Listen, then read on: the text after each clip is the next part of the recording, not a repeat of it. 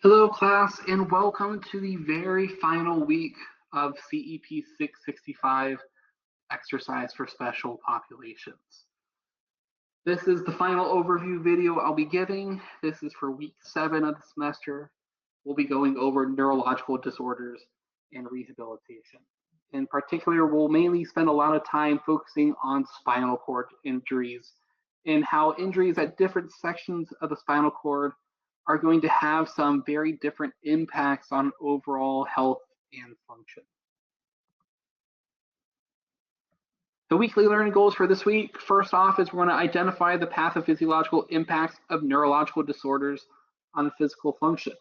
Although we will spend a lot of time talking about spinal cord injuries, particularly with chapter 10, we will talk about some other disease states like multiple sclerosis or Parkinson's disease as well. The second learning goal is to discuss rehabilitation programs tailored to the needs of these individuals with neurological impairments. These individuals most often cannot adhere to the normal exercise programs that we would prescribe to the general population. There's going to be a lot of different changes that we need to implement into these exercise modalities and exercise types in order to meet the needs of these individuals with neurological impairments. And then finally, we're going to assess the effectiveness of various therapeutic interventions in neurological rehabilitation.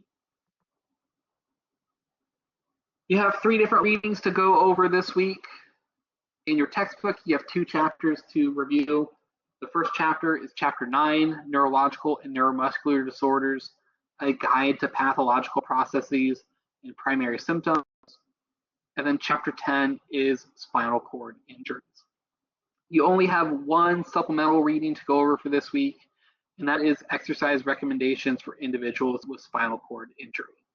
This is going to be quite varied depending on where the site and location of that spinal cord injury is. The higher the spinal cord injury, the less mobility these individuals are going to have, and the more considerations need to be given for maintaining overall health for these individuals. If it's lower on the spinal cord, they'll likely maintain more mobility. So you have 3 assignments due this week. The first 2 are the usual ones, the knowledge check, which will be due Wednesday evening, 10 to 15 questions that are all multiple choice true false. And then you have your forum post, which will be due on Wednesday and Saturday. The primary one due on Wednesday, your secondary responses to other individuals in the class due on Saturday. For this forum post, there's going to be a couple different parts to this. The first is going to be case study analysis. We're going to consider a hypothetical individual with multiple sclerosis. We're going to describe the person's typical symptoms and the progression of MS. You'll discuss the challenges that these factors pose when designing exercise programs and their ability to adhere to these different exercise modalities that they're doing. You'll come up with an exercise program tailored to this individual based on the case study, and then address any challenges that may come up when working with an individual with MS, such as the different fluctuations that might be apparent with MS. It's not a consistent disorder. There are going to be times when the disease state will flare up and be worse than others, and how that's going to impact adherence to exercise programs. And then for the final assignment for this semester and this week, you have to do a course reflection. That'll be due on Thursday evening at 11:55 p.m. This is what I would consider the most important assignment in this course, because this is going to be your opportunity to reflect on the overall messaging from the class, what the takeaway points you got from all the material are, and what might be adjusted for this course in the future to improve overall delivery of the material to students taking this course and subsequent semesters.